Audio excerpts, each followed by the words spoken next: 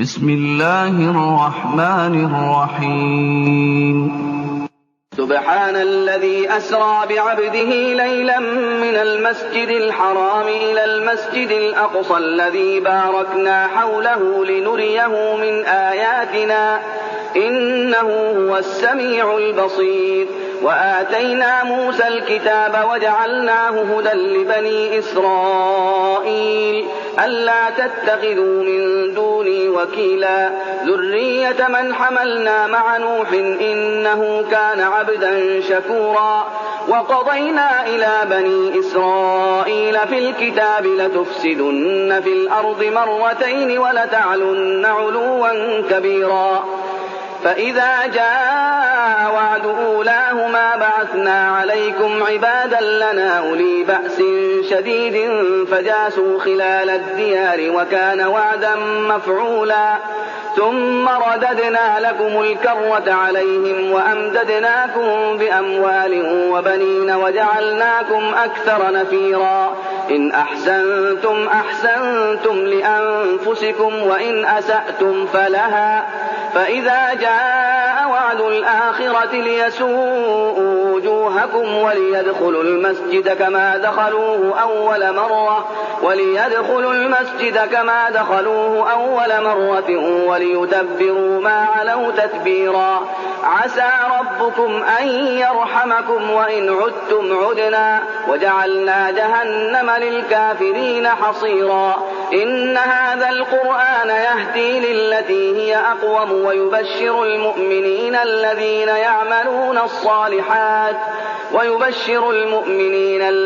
يعملون الصالحات أن لهم أجرا كبيرا. السلام عليكم ورحمة الله تعالى وبركاته. والله دمان soo dhawaad insha Allah. Caawa meesha waxaan uga bixin doontaa muxaadaro ku aadan kaas kor noogu qoran Cabdiraxmaan Jibriil ah. Baamal dhaweeytay meel uu ka hadlayay wuxuu inkiray ama wax riya ah oo kale uu ku tilmaamay al-Israa wal Mi'raaj. Sheekh Abu Xasan baa wuxuu go'aansaday inuu hadalkiisa falanqeeyo qaladaad ku jira inuu noo sheego. marka caawana muxaadaraas noo bixi doonta marka walaalaha dhamaan soo dhawaad insha Allah haddana Sheekh Abu Xasan anuu imisaga ku reejinayna meega dhawaantiina soo dhawaad insha Allah noona biingareey si walaalaha kale uga faa'iideystaan insha Allah. Sheekh Abu Xasan ku soo dhawaad insha Allah.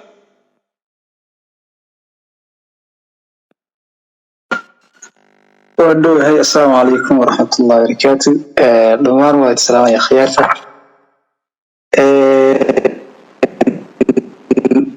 كل مناسبة كانت waxaan rajeynayaa taad raxmaan sheegay in kamid tahay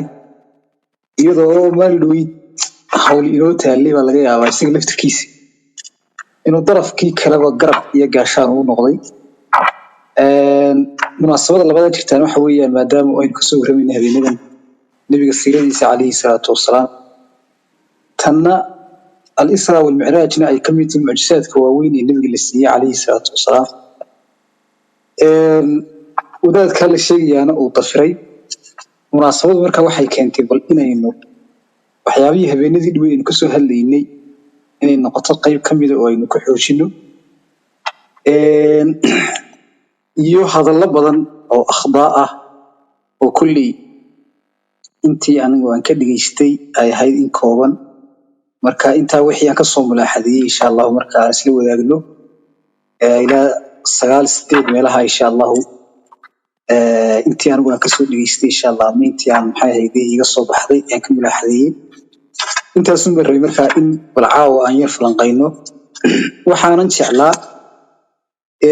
inaan mowduuca ku horeysiiyo intaan akhbaariisa u gelin khaladka weyn oo galay oo ahaa in Israa'iil diiday uu ma aha wax aqli iyo naqli labada midna uu cadeynayo marka bal Israa'iil aynu wax ka sheegno kadibna dacwadiisaas aanu gudubno iyo sheegashadiisaas waxaanu ku soo koobi doonaa insha Allah hal xadiis oo ah oo ka waramaya maxay ahayd Israaga oo xadiiska Bukhari ku jira حديث كان سجود يرمعنين دونا كدبنا وحنو بدونا صلب الموضوع إن شاء الله. الحديث كان أما مسألة هي حادثة الإسراء والمعراج وحادثو متواتر oo saxaabada laga soo wariyay ilaa 20 saxaabi ay gaarayaan dadkii ka sii wariyay ka dambeeyay iska badaa warkooda oo markaa maxay ahayd xadiiso saxiix ah oo aan muran iyo ishkaal aan la gelin kareynin هذا حديث البخاري أنس ورني أن سوق رسولك صلى الله عليه وسلم فرج عن سقف بيتي وأنا بمكة أنا بمكة شو أهرده وما بقولي لك رجاحي جبريل بك سودي laabtaydi buu dilaaciyay wuxuu markaa idin yiri biyo samsam ah dabeed wuxuu soo qaaday tashti ka samaysan dahab oo xikmad iyo iimaan ay ku jiraan laabtaydi uu markaa ku shubay oo ka buuxiyay kadibna uu igu daboolay kadib gacantu ii qabtay fa'araja bi ila samaa sabadii buu ila kacay markaa dabeed markii aanu samaa duniyihii ayaa jibriil wuxuu ku wuri ninkii malagii hayay maxay haydeen khaazinkii samadaas intuu ku garaacay buu yiri fur markaasuu man hada markaasuu qaal hada jibriil waa jibriil markaasuu macaaga yaa oo kula socda markaasaa wuxuu yiri macida kula socota hal macaka ahad macid baa kula socota markaasuu nacam maciya maxamed baa ila socda alayhi salaatu wasalaam miyaa la soo diray macnaa miyaa loo ogolaaday معراجك لو يقول إني محمد الله صدري عليه الصلاة والسلام عليك كاسوي نعم الباب كي سمضوا نغفري فلما فتح علونا السماء الدنيا مركا أنا قرن وحانو كل نيبور سماء الدنيا النبي عليه الصلاة والسلام رجل قاعد من فقيها والنبي آدنا عليه الصلاة والسلام مدك توحى كحكته وماك بدي إذا وحى كحجة وماك كله مركو حق مدي أجو قصليه markuu xagga bidix uu eegana weeyaa dabeed wuxuu igu yiri marhaban bin nabiy saalix wa ibni saalix soo dhawow nabiyo wanaagsan iyo inay yahay wanaagsan maadaama uu nabi aadan tafiirtii si uu kamid yahay maxamed alayhi salaatu wasalaam saas uu leeyahay markaa soo dhawow inay yahay wanaagsan dabeed jibriil waxaan ku yiri man hada waa ninka sida inoo salaamaya waa ayo markaasuu yiri aadamu waa nabi aadan alayhi salaam aswidada arkaysiyo huma gan xagga midii ka xiga iyo huma gan xagga bidix ka xiga waa nafihi caruurtiisa kuwa xagga midigna waa ahlu jannihi kuwa xagga bidixna waa ahlu naarki markuu xagga midig uu eego uu qoslaya markuu xagga bidix uu eegana uu ooyaya kadib haddana gacantu ii qabtay samadii labaad buu ila tagay sidii oo kala malagii furaha hayay uu ku garaacay markaasa uu ku wuri fur markaasa wuxuu ku wuri malagaasina ugu jawaabay sidii kii hore ugu jawaabay oo midda kula socotaha yaa kula socdo maxamed miyaa la soo diray isna uu ka furay sidaas nabigu sama uu gudbiyay nabiga alayhi salaatu wasalaam ilaa markii dambe samooyinka wuxuu ku sii maray nabiga alayhi salaatu wasalaam muuse ciise ibraahim inkastoo malaa'ikada ay kala deganaayeen iyo samooyinka ay kala deganaayeen la isku khilaafay idriis buu nabigu soo gaaray alayhi salaatu wasalaam samadii nabi ibraahim samadii lixaad kadibna idriis uu soo talaabay nabiga alayhi salaatu wasalaam markaas idriisna wuxuu yiri marhaban bin nabiy saalix wal akhi saalix soo dhaw nabi yahay wanaagsan iyo walaal yahay wanaagsan malaku jibriil baan weydiiyay wuxuu nabigu yiri waxaan ku yiri man hada kan waa ayo markaas wuxuu yiri nabiga alayhi salaatu wasalaam wuxuu ugu jawaabay kan waa idriis haddana waxaan soo maray muuse markaas muuse wuxuu igu yiri soo dhaw nabi yahay wanaagsan iyo walaal yahay wanaagsan haddana waan weydiiyay waxaan ku yiri kana waa kuma markaasuu isna waa muuse haddana ciisa soo maray isna wuxuu igu yiri nabi ciisa marhaban bil akhi saalix wa nabiy saalix soo dhawow walaal iyo wanaagsan iyo nabi iyo wanaagsan kana waa kuma baan ku yiri jibriil markaasuu yiri kana waa ciisa haddana ibraahim baan soo maray alayhi salaatu wasalaam markaasuu isna wuxuu igu yiri marhaban bin nabiy saalix wal ibni saalix soo dhaw nabi yahay wanaagsan iyo walaal yahay wanaagsan waxaan ku yiri kana waa kuma markaasuu igu yiri waa ibraahim kadib uu ila koray buu yiri ilaa aan meel siman aan gaaray oo asmacu fihi sarif al-aqlam sanqadii qalinka ayaa maqlay ilaahay wuxuu igu soo waajibiyay nabiga alayhi salaam konton salaadood kadib nabi muuse soo maray wuu wareystay wuxuu ilaahay wuxuu kugu soo waajibiyay oo ummadaada uu ku soo waajibiyay markaasaan u sheegaan kuwii 50 salaadood markaasuu ilaahay ku noqo waxaad weydiisataa takhfiif inuu kala barkaa dajiyo way ummadaadu ma kari karto waan ku noqday ilaahay kala bar iga dajiyay haddana wuxuu igu rabbiga ku noqo ummadaadu ma awoodi kartaa haddana kala bar iga daji ku dheh haddana waan ku noqday waa la iga dejiyey adigu sidaa iskugu noqnoqonayeen markii dambe 5 buu soo gaarsiiyey marka 5 xataa wuxuu ku codsaday inuu ku noqdo laakiin wuxuu waa ka xishoonaya ku noqon maayo rabbigay waa ka xishoonaya marka nabigu habeenka calayhi salaam jannadii buu galay oo uu soo arkay guryaheedii iyo maxay ahaydii ciideedii oo miski ah axaadiista kalena dad ziyaada fara badan bay leeyihiin intaas waa intii haddaba bukhaari ku soo aroortay maadaama haddaba qisadaasi qiso la yaab la ay tahay oo mucjisaad waaweyn ay ku jiraan oo qof imika haddii wadnaha laga soo saaro dama noolaan karo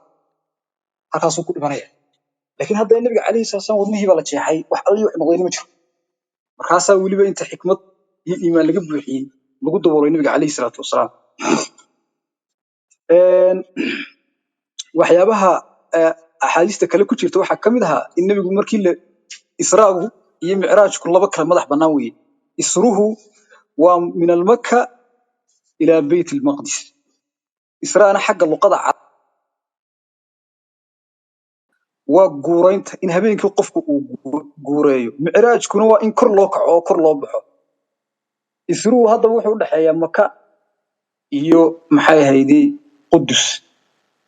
micraajkuna waa qudus ilaa iyo nabiga calayhi salaatu wasalaam samawaadka la gaarsiinayay nabiga calayhi salaatu wasalaam marka labadaas saasay u kala duwan yihiin mar haddaba haddii sidaa ay tahay culimmadu waxay isweydiiyeen dheelminta nabiga la dheelmiyey ma ruuxdiisay ahayd mise waxay ahayd jidhkiisa iyo ruuxdiisa wada socota culimmadu waxay u badan yihiin in yar mooyaane in nabiga calayhi salaatu wasalaam ruuxdiisa iyo jidhkiisa oo wada socda labadaaba la dheelmiyey oo labadaasiba ay aanay riyo ahayn sida hadda imika wadaadkan ku andacoonay inay haddaba maxay ahaydii riyo aan ahayn waxa kugu daliila ilaahay wuxuu ihi subxaana aladii asraa bicabdih ilaah baa ammaan leh addoonkiisi dheelmiyey cabdigu maadaama nabiga looga jeedo wuxuu ku dhacayaa ruuxdiisa iyo jidhkiisaba nabiga calayhi salaatu wasalaam marka kuma gaar ah ruuxda subxaanna waxaa loo isticmaalaa dee wixii weynee cadiim ah dadku waxay la yaabaan oo la ashqaraaraan oo ah in qof lasoo qaado hal habeen oo haddana qudus la geeyo oo haddana laga qaado arrin la yaab loo dadku siday ku rumaystaan ay adag tahay weeyaan mar haddaba haddii sidaa ay tahay oo nabiga calayhi salaatu wasalaam markii la dheelmiyey ruuxdiisii iyo jidhkiisiba ay tahay waxyaabaha kuu sii caddaynaya waxaa ka mid ah nabiga calayhi salaatu wasalaam waxaa la saaray bureeq aynu sheegi doonno insha allah dee bureeqna waxa la saaraa dee jidhka nafta lama saaro nafta laguma qaado markabka iyo daabadda waxa fuulaya jidhka weeye ma aha maxay ahaydee ruuxda quraata maaha ilaahay wuxuu ku sheegay suuratu wannajmi maa zaaqa albasaru wamaa dagaa aragu muu leexan manuu xadgudbin basarku waxa uu munaasab ku yahay jismiga iyo jidhka oo aragga iyo isha waxa wax arkaya dee waa jidhkii ma aha maxay ahaydee ruuxdii iyo quraata ka labaadee kale ilaahay waxa uu ku sheegay ruuxdan wuxuu ku sheegay dhacdadan in dadkiiba fitna ay ku noqotay haddii markaa ay riyo tahay fitnada ku noqotay waxa weeye saxaabadii qaar baa gaalobay subaxaas markii la yidhi nebi maxamed baa xalay dhaqaaqay oo qudus tegey oo haddana ka dhaqaaqay oo qabtay maxay ahayd samaawaadka qaar baa yidhi walle warkaa war la rumaysan kara maaha tii horaan la yaabanayn mataa maanta lagu soo daray marka haddii qaar baa diintiiba ka baxay marka hadday riyo tahay dadku diintiiba kama baxeenba ila riyada lama diido qofku wuu riyoon karaa isagoo janno galay iyo isagoo naar galay iyo isagoo dhintay iyo isagoo qabri ku jiro ku riyoon karaa qofku may diideen saxaabadaasi may gaaloobeen haddii markaa wuxuu ay tahay maxay riyo hadday tahay laakiin saxaabadii markii la yidhi nebiga jidhkiisii baa dhaqaaqay arrintiibaa iimaankoodii maadaamaanu adkayn ilaahayna aanu tawfiiqda waafajinin ayay qaar badani diintii ka baxeenba oo ay diintii ka noqdeen marka wuxuu haddii ay tahay riyo iyo ruux sida uu sheegayo dadkani diintaba kamay baxeenba diintaba kamay noqdeenba qodobka kale ee caddaynaya waxa weeye quraysh may beeniseen oo subaxii markuu nabigu u sheegay quraysh uu ku yiri xalay baa halkan laga qaado qudus baan tago haddana waa laga qaado samooyinka la geeyay itixaan bay mariyeen check bay mariyeen waxa ku raadaan waayahay bal sheeg albaabadiisa daaqadihiisa safarkii soo socday ee annaga shaam nooga imanay bal ka waran su'aalaha kuma itixaameen labana yaabeen haddii marka riyaayt oo dariyada la isku diido la isku yaabo taas waxay ku cadaynaysaa marka in intaasiba ay tahay intaasiba iyo intaasoo daliil ba ay cadaynayaan in aanay ruux ahayn in jirkii ay tahay waxa la dheelmiyay marka in jirkii waxa la dheelmiyay inuu yahay taas ku cadaynaysa waana sida culimadu ay u badan yihiin in yar mooyaan culimadu waxay u badan yihiin in nabiga habeenka kaleey salaam jirkiisii iyo ruuxdiisii labadaba ilaahay u dheelmiyay subhanahu wa ta'ala xujajkaasina marka ay kamid yihiin haddaba nabiga maxaa loo sii mariyay Quds toos inta maka looga qaado maxaa loo geyn waayay samooyinka sababtu waxa weeye maadaama oo maka nabigu uu joogay hadhowna quraysh dafiraad iyo maxay ahaydeen muran ay keenayaan ayaa nabiga waxa la sii mariyay Quds marka Quds hadhow markay ku itixaamaan iyagu way yaqaaneen oo de Shaam bay ka soo safri jireen oo wixii maxay ahaydeen ay u baahan yihiin ay ka soo qaadan jireen marka hadhow itixaankii ay noqotay dafiraadii ay noqoto waxa laga yaabaa marka inay ku itixaamaan ka waran ilaahan Quds sidii ay ugu itixaameen albaabadii maxay daaqadihiisii ilaa waa dhul yaqaaneen ay garanayaan laakiin hadduu toos samada u tagi lahaa waxay kaga itixaamaan ma jirto la samada garan maayaan laakiin Quds way garanayaan marka Quds la sii maray yiraahdo anigu Quds baan xalay sii maray oo aan sii arkay oo la yaabna arintaasi ay tahay taas waxay keenaysaa marka inay su'aalo ka weydiiyaan Quds ay ku raahdaan waa siduu u yahay xaggu xiga albaabkiisu waa xagee mise albaabku leeyahay xaggu jeeda quladu waa xagee mise daaqadu leeyahay inta markay ku itixaamaan nabigu uu ka jawaabay subhanahu sallallahu alayhi wasallam taasi marka waxa ay cadayn u noqonaysaa iyo xujo u noqonaysaa inta ka sii dambaysa ee ah in ilaahay uu samooyinka u qaadayna in ay rumaystaan oo ay xaqiiqsadaan ay qaataan sababta mar hadii itixaankii koobaad nabigu ku baasay alayhi salaatu wasalaam oo ah markii ay weydiiyeen bal qaabka uu yahay masaajidkaasi iyo qaabku u dhisan yahay iyo qaabku u sameeysan yahay intiina uu ka jawaabay nabigu alayhi salaatu wasalaam taas marka waxay daliil u tahay hadalka nabigu inoo sheegay iyo qisada iyo xaadithadaas inay tahay mid run ah oo intiina way itixaanku way ku arkeen hore iyagu ay ka qaadeen ahay Quds iyo Maka intii u dhaxaysay inta ka dambeysana way rumaysanayaan waana xujo marka sababta suurada Israa lagu sheegayna waa taas subhanalladii asra bi'abdi mi'raajka lagu sheegay inkastoo mi'raajka suuratu najm lagu sheegay laakiin haddana suuradaas lagu sheegay marka isrihi baa lagu sheegay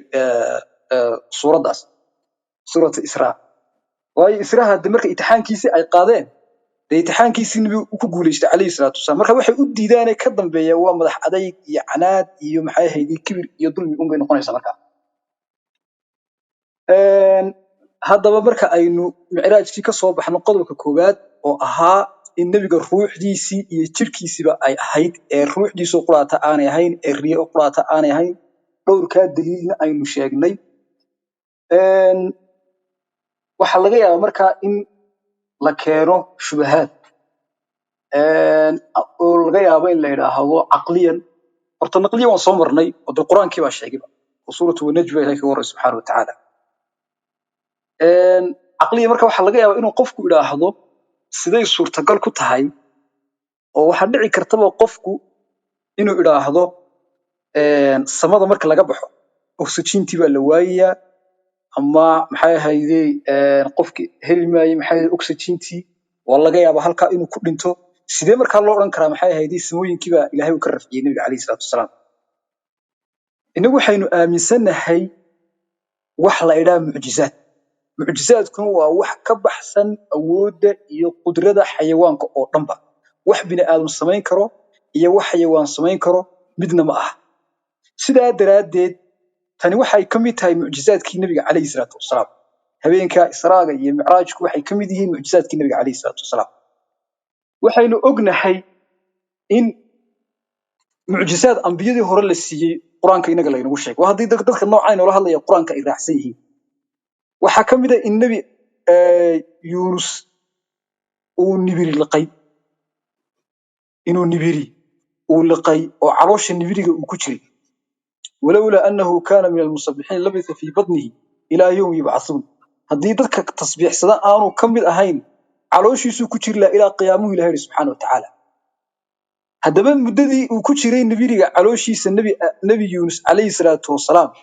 xaguu ka qaadanayay enerjiga iyo hawada ileen waxaaba liqiba xuus dhan baa liqay waxaynu ognahay oo aynu rumaysannahay in ilaahay uu kor u qaaday nebi ciise calayhi salaatu wasalaam innii mutawafiika waraaficuka ilay kor baan kuu soo qaadayaaba ilaahay uu ku yidhi nebi ciise calayhi salaatu wasalaam ilaahay nebi ciise kor u qaaday ee isagoo nool kor u qaaday ee ilaa maanta uu nebi ciise uu nool yahay ee markii la qaadayayna samooyinkaa la sii mariyey ee gibilkaa la sii mariyey ilaahay wuu awoodaa in nebi maxamedna calayhi salaatu wasalaam uu kor u qaado marka wax diidaya oo ka hor imanaya ma jirto tan labaad waxaynu soo aragnay in nebi ibraahim calayhi salaatu wasalaam dab lagu riday qulnaa yaa naaru kunii bardan wasalaaman calaa ibraahim naartii baa ilaahay la hadlo wuxuu ku yidhi waxaad noqotaa nabadgelyo iyo badbaado aad badbaadinayso waxba aad yeelin nebi ibraahim calayhi salaatu wasalaam waxaynu ognahay qiiqu dee enerjiga u diida kaarboon baa ka soo baxaya soo ma meel qiiq ka jira dee qofku ma heli karaba oxygen markaa nebi ibraahim oo dab ku jira haddana uu nool waxaa la sheegay ilaa 40 cishood dabka inuu ku jiray nebi ibraahim calayhi salaatu wasalaam markaa nebi ibraahimkii dabka ku jiray haddii dabka dhexdiisa uu ku noolaaday oo dabkii uu gubi waayey oo oxygen la'aan uu u dhiman waayey oo xaadiisi waxba aanay noqonin dab weliba muddo dheer ay shidayeen maxaa yeelay qoomkiisii famaa baaluka nebi maxamed markaa calayhi salaatu wasalaam ilaahay inuu kor u qaado oo uu iska rafciyo maxay ahaydee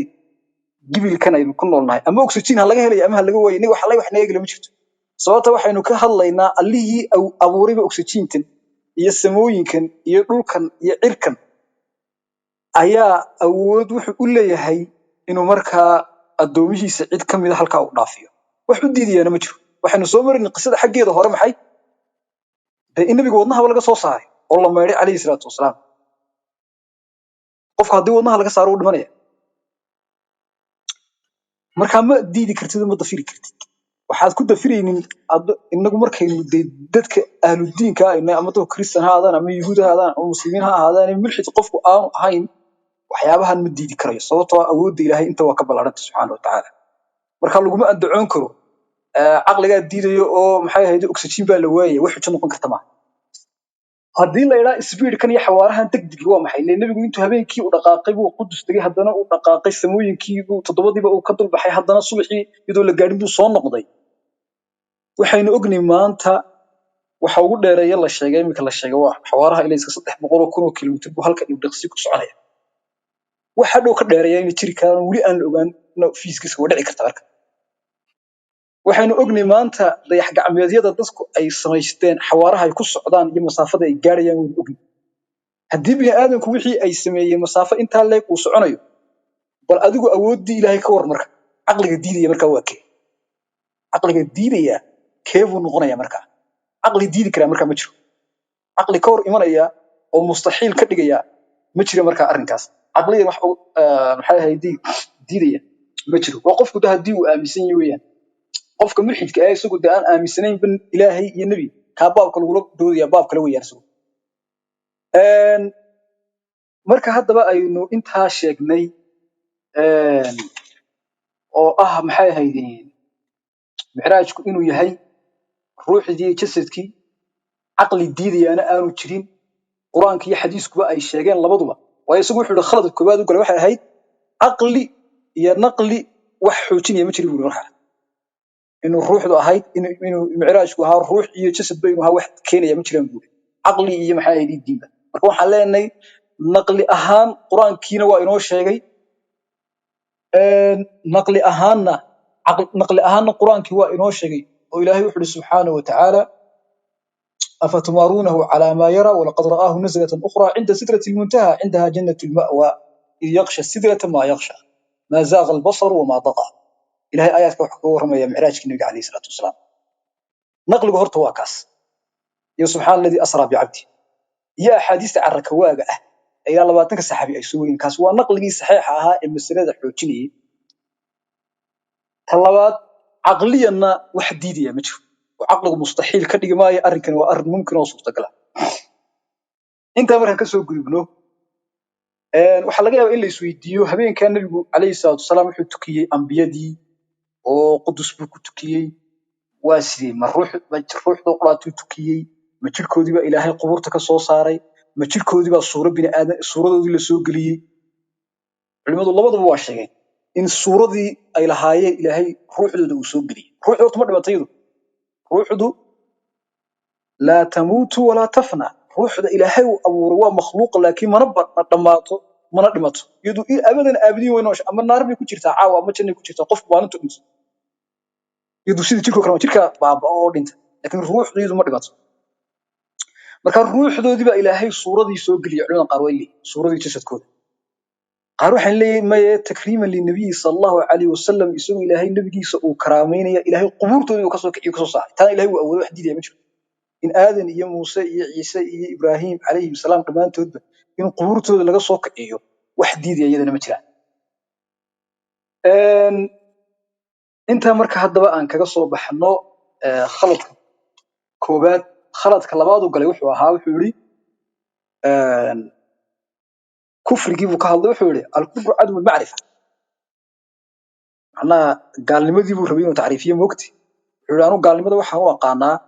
qofku macrifada diida qofku wada hadalka diida saasa anu gaalnimo u aqaanaa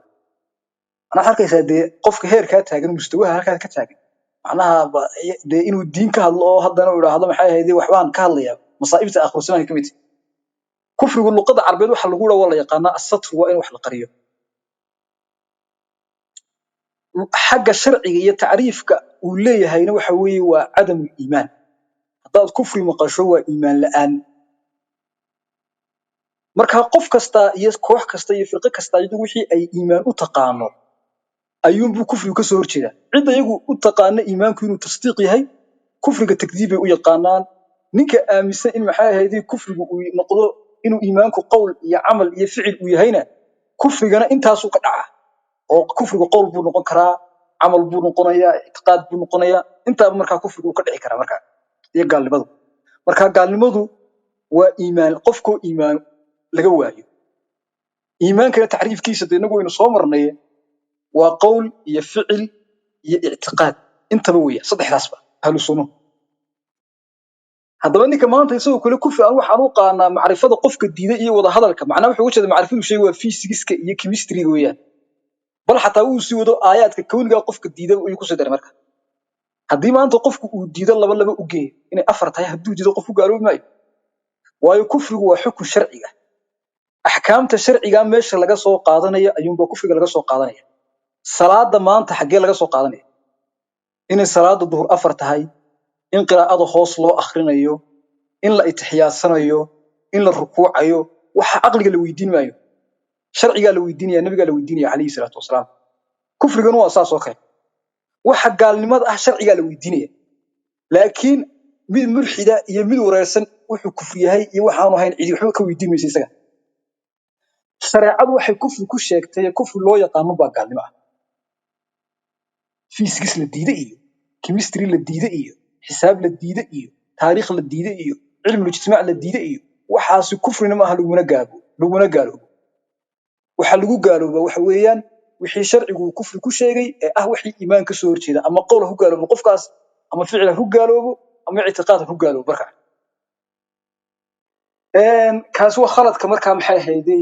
labaad u gaartay labaad kale waxaan leenahay xilligii nabiga waxa jiray kaleey salaatu wasalaam culum baa jirtay cilmiga physics uu jiray intuu doono ha gaarsiisnaado oo de waxay soo bilaabmeen ilaa iyo waqtigii Greek waxa imika lahaayeen recordka caadiga aan ka hadlaynaa nabiga iyo saxaabadu physics namay baranin chemistry namay baranin xisaabaadka ka yaqaaniin isku mashquul kuwaas marka maxay noqonayaan iyagu magaalo noqonayaan miya in waqtiba ku bixinino juudu ma gelinay saxaabadu chemistry iyo physics iyo biology midna ma dhiganina iyagana maxay noqonayaan wadaadu hadaad maanta dadka muslimiinta aad ku canaanaysaa leedahay maxay ahaydey qofkii macrifada diidaa gaaloobaya saxaabadu baabka uma dhaqaaqin iyagu maxay noqonayaan khaladka labaad ee uu sheegay waxa uu ahaa saddexaad baan filaya hadda mid hore ka soo baxnay waxa weeyaan wuxuu yiri qisada waxa laga qaadanaya isagoo qisada mi'raaj ka waramaya qaybtii ku saabsanayd nabi Muuse alayhi salaatu wasalaam ee ah ilaahay ku noqo umadaadu ma awoodo inuu kala barkaa soo rido soo weydiiso ayaa wuxuu waxa laga qaadanaya in ilaahay la xaajoon karo subxaanahu wa ta'aala oo la hadli karo oo maxay ahaydii lagu afcelin karo wax la su'aali karo macnaha isagu wuxuu kuu sawirayaa in bini aadankeena inaga maanta halkan ka wada hadlayna club house-ku inaynu ilaahay la hadli karno marka dhibaato weyn ilaahay cidda uu la hadlaa subxaanahu wa tacaala waa rusushiisa iyo malaa'igta ama xijaab ha kala hadlo ama maxay ahaydii mukaafaxa iyo toos ha ula hadla cidda uu sharci kala hadlayaana waa ambiyada oo safiirada u dhaxeeya dadka iyo ilaahay iyo bini aadanku waa ambiyadiisa subxaanahu wa tacaala cid odhan karta maanta anigu ilaahay ila hadlay ama xaq baan u leeyahay inuu aniga ilaahay ila hadlaana ma jirto una malaynaya qofku waxa ku hadla inuu muslim noqon karo cid awood u leeyahay ma jirto saxaabadii oo ah akramul khalqi dadka ugu sharafta badnaa marka nabiga laga yimaado ummadeena oo ugu aqoon iyo cilmi iyo cibaado badnaa ayaan ilaahay iyagu toos inay ula hadlaan oo ay wax u weydiiyaan oo sharcigii ay kala hadlaan oo naskhi ay sameeyaan aanay ka suurtagelin uma baaluk markaa inaga oo tayni bala daana dhacayn naskhiguna culimadu waxay ku imika wuxuu uga jeedaa isagu uu xagga dambe xataa kusii sheegaya in xataa negotiation ama wada xaajood ka banaaya salaadahan wuxuu ku leeyahay 50 salaadood 50 salaadood bal ay la isku ogaa Soomaaliya sidii loo soo khafiifinayay baa shan laga dhigay Soomaaliya xataa shantana la khafiifin kara hadii duruuf yimaadaan yaa khafiifinay markaa shanta cidda khafiifinaysa ee laba ragcadood ka dhig laba salaadood ka dhigaysa ama saddex salaadood ka dhigaysa waa ayo ciddu ilaahay u soo waxyoonayay uu ku oranayay salaadii waa idinka khafiifiyay ee maxay ahayd saddexda iska tuura oo laba un ku soo hara waa ayo ilaa naskhigu xilligii nabigu buu jiray calayhi salaatu wasalaam maalintii uu nabiga la oofsaday naskhi dambe oo suurtagal ah iyo sharciga in wax laga nasakha suurtagal ma sababta khidaabullaahi waa rafcul khidaab naskhigu siisaba waa in maxay ahayd khidaabkii hore almutaqaddim khidaabkii ilaahay horeeyay lagu rafciyo bi khidaab mutaakhir khidaab ka dambeeyay oo ilaahi ah xukun buu ilaahay soo dejinaya tusaalahan xukunka waxa ka dambeeya xukun labaad kaasa naskh loo yaqaan marka hadda marka shariicadii aad nasakhayso hadal ilaahay oo dambe waa inaad heshaa ilaahay uu la soo hadlaya marka ilaahay wuxuu la soo hadlayay nabi maxamed buu ahaaye nabi maxamedna maanta ma noolo calayhi salaatu wasalaam wadaadow ilaahay cidda maanta u waxyoonay nabi noqonaysa waayo ila qofka ilaahay uu la soo hadlo waa qof nabi noqonaya sida nabi maxamed calayhi salaatu wasalaam maanta ma jira qof inagu oran kara nabi baa jira nabi maxamed ka dambeeyo ilaahay la soo hadlayo oo ahkaamta nasakhaya mise inta adigu aad ijtihaado oo adigu waxa aad doonto aad samayso oranaysa maxay ahaydii inta shariicada waa laga reebo shariicada kuma jirto oo adigu aad noqonaysaa shaaric bimanzilati illah ma adigu waxaad noqonaysaa shaaric ilaahay la mido sida ilaahay wax u nasakha adigu aad sharciga u nasakhaysaa mise waxa aad doonaysaa ilaahay inuu ku soo waxyoodo oo aad manziladii nabiga aad istaagtay calayhi salaatu wasalaam labada wax ka dhaxeeya ma jiraan inaad noqoto shaaric sidii ilaahay oo kala ah oo adigu dadka aad tiraahdo waa idinka nasakhayo shantii salaadood laba idinka jaray sidii nabi maxamed ba kotkii salaadood 5 iyo 4 looga jaray wala halka noo soo istaagtaa oo marka ilaahnimo aad sheegataa ama waa inaad tiraahdo may ilaahay baa nasakhay sidii markii nabi maxamed ba lagu waajibiyay ilaahay uu nasakhay laakiin anigu bimanzilati rasuul baan taaganahay ilaahay baa i waxyoonaya oo marka hadii nabi maxamed 5 iyo 4 laga jaray anigana laba shantii inoo soo haray baa la ii waxyeedo saddex baa la ii waxyeedo in la naga jaro oo laba la tukanaya labada option mid un buu dooranaya mid saddexaad dooran kara ma jirto marka ku dooranay baa inoo sheegay soo marka markuu leeyahay negotiation macna negotiation sidoo ku banaaran kara disaas ma noqon karta negotiation wuxuu ku banaaran inuu nabi maxamed ilaahay u hadlayay subhanahu wa ta'ala adiguna haddaba ilaahay la hadal oo sidii nabi maxamed u hadlayay oo hadal laga dhageysto warkaas oo laga aqbalaya ama aad ku doodido suurtagal noqoto taas waxaan u leeyahay qof damiir loo aqal leh inaanu taa ku doodi karin ama aan oran karin khaladka afraad oo ka saddex laba waxaan israaciyay saddex khaladka marka maxay ahaydeen shanaad uu sheegay wuxuu ahaa hadaan ay xisaabtii ka baxsanin wuxuu yiri dadka macrifadoodu way koraysaa aqoontoodu way koraysaa marka mar haddii culumtoodii iyo aqligoodii uu korayo oo hadda dadka ay qaangaareen oo aqligoodii uu korayo weynaaday nabi maxamedna khaatamul anbiya uu yahay aqligoodii u noqonayaan halka markuu mariyo wuxuu sheegay waxyi ka marmayaan hadda isna laba sikin kadib uu leeyahay waxyigu noqon maaya talaaqadka taagan barka war masaa'ibta taagan kamid aqligoodii u noqonayaan ictimaadiyaan waxyigiina ka maarmayaan hadal noocaas haddana isla iyo kadib caqligooda u noqonayaan waxyigu noqon maayaan in cil doonaba loo qaado markaa ana waxa ku leeyahay xilligii hore nabi aadan laga soo bilaabo dadku caqligoodu sidan ma ahayn maalinba inba u ziyaadaysin maalinba waxa u kordhiyay nabi maxamed kadib markii la soo gaaray dadku waa qaan gaareen caqligoodu waa wuxuu noqday majuur buu noqday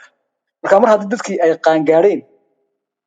maxamed nabi ka dambeeyana aanu jirin calayhi salaatu wasalaam dadkii waxay ictimaadayaan caqligoodii ictimaadayaan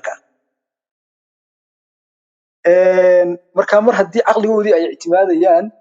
waxay u celinayaan waxa weeyaan waa caqligooda waxay u noqon maayaan waayahay waxaan leenahay haddaba caqligan qaangaaday ee maanta sharciga ka sarreeya ee sharcigii nebi maxamed aan waxba ka hoos qaadaynin ee isagoo isku filaaday waa caqligeen ma caqliga mulxidiinta ma caqliga feminismka ma caqliga maanta ogolaaday in ninku nin guursan karo gabadhu gabadh guursan kartaaba caqligaasi waa kii markaa caqliga noocaas ah waa caqligee markaa qofku awood ma u leeyahay inuu nebi maxamed ka maarmo sharcigiisa uu idhaahdo anaa isku filan nebigu wuxuu sheegay calayhi salaatu wasalaam nebi ciise markuu soo dego wuxuu sharcigu ku xukumaya waa sharcigii nebi maxamed calayhi salaatu wasalaam waa nebi ciise oo nebi ah ayaa maalintuu soo degay sharcigu ku xukumaya waa sharcigii nebi maxamed calayhi salaatu wasalaam hadduu muuse nolon lahaa aniga inuu raaci mooye wax kale umay banaanaateen bal haddaba caqligaasi markaa waa kee caqliga maanta lagaga maarmayo sharciga iyo waxyigu waa caqligee haddii dadka caqligooda uu ku filan yahay maxaa rususha loo soo dirayey maxaa 23 sannadood nabiga lagu waxyoonayey maxaa rafaadka iyo mashaakilka aad aragteen loo soo marinayey maxaa hijrada uu galay uu u galayey maxaa dhibta intaa leeg ay u soo mareen haddii dadka caqligooda uu ku filan yahay maxaa mar kasta oo ummaddu ay inxiraafto oo diinta ay ka leexato maxaa nabi loo soo diray maxaa nabi maxamed loo soo diray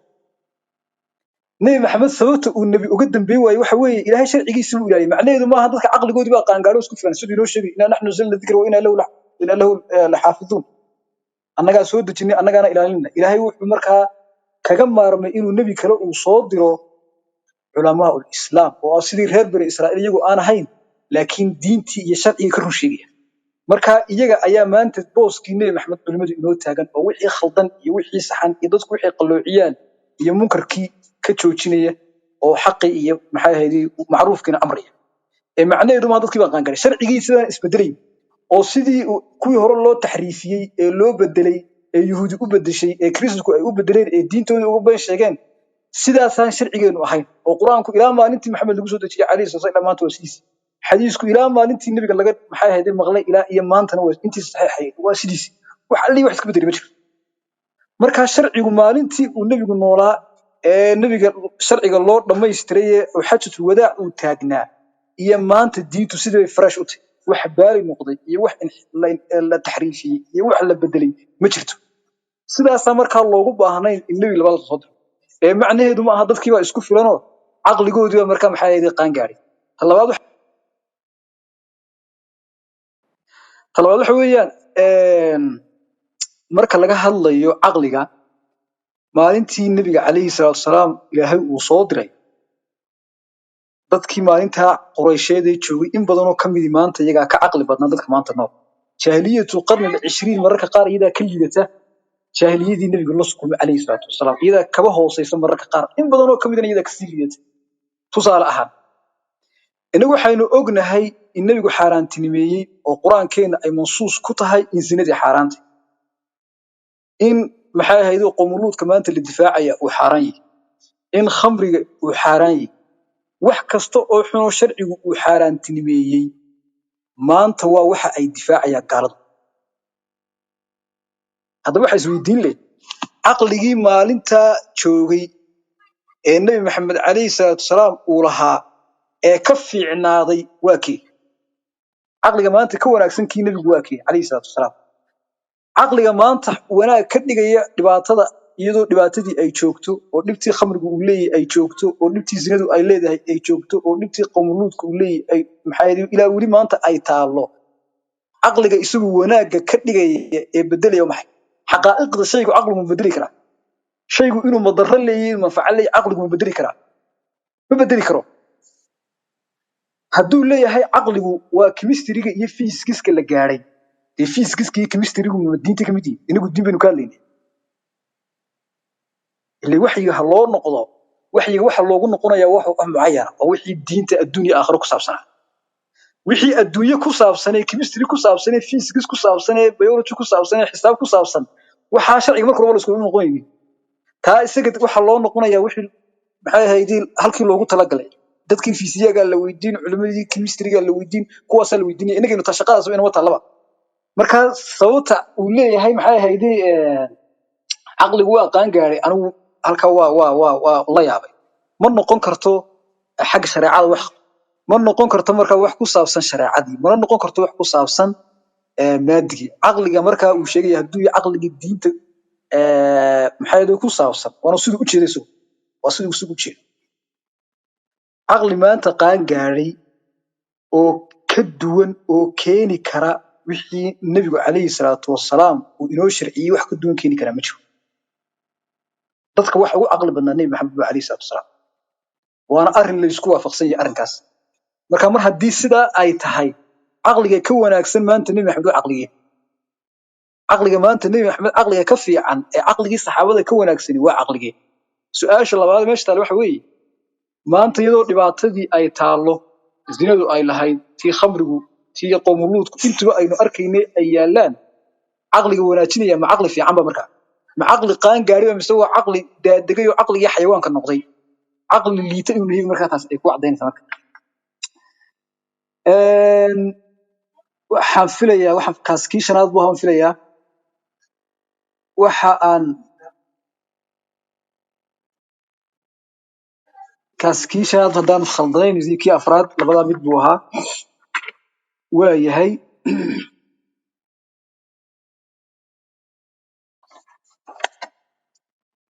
قلب كشنات بان فيليا أما قلب كاللحاد وحو الشيء إن ضدك قار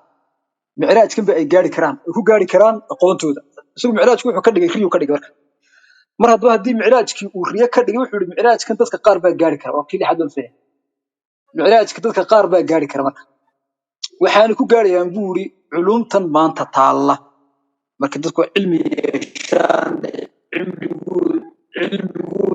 uu koro oo cilmigoodu uu bato sidan maanta yaalo oo kale ayaa marka ay ku gaarayaan marka waxa isweydiin leh laga yaabaa de aqeedadii waxa wujuudkii marna ka qaarna uu ku tasriixinay maxay ahayd kelmadiisa inay tan kamid u baldhici karta waxa isweydiin leh علمي ما أنت اللي هي مادة هي أما فيزيكس أما كيمستري ما أنت أينو أقول هاي ما وح الله مد نقنيا أو الله هير نقنيا أو الله درتش نقنيا نبي عليه الصلاة والسلام ضد كمان أنت قارض يلاقي يا أبا من فيزيكس يقانا من كيمستري يقانا أقونتيس أنت أي تهاي ما الله مد نقنيا oo qof muslim noqonaya la iimaan nabiga kaleey salaatu wasalaam suurtagal ma taas marka ilaa qofku wuxuu ilaahay ku rumeeyay ee muslim uu ku noqdo way naqaanaa wuxuu gaaloobana way naqaanaa marka qofkii mar hadii uu leeyahay aqoontiisu marka ay korto micraajka nabigu uu gaaray oo kale uu gaaraya oo munaajaadkii ilaahay ee uu nabigu helay buu helaya markuu ina leeyahay sida u dhacaysa waa saas maanta gaaladan maxay hayday xoolahaba ka liidata ee aynu arkayno haday aqoontii maadiye ay yeeshaan darajada miyay gaarayaan ma inagu oran kara heerka way gaareen macquul ma tahay xataa wax laga aqbali karo oo haduu inagu sheekay xataa aynu ka dhigeysan karnana ma tahay umaleyn maayo qof aqligiisu uu salimi inuu oran karo maanta gaalada ilaahay ka xarig furatay maxay haydeen adduunyada halkii taagan yihiin aynu arkayno aakhirana waxay sugaya aynu ognahay inaynu oran karo heerkaas gaarsiisay ama way la mid noqon karaya suurtagal ma aha qof inuu fikiraya inuu markaa maxay ahayd taa uu tilmaami karo ama maxay ahayd uu sheegi karo waxaan filayaa in intaa insha allahu inay 7 yihiin iyo 6 u malaynayaa waxaan rajeynayaa insha allah intaa inaan kusoo koobo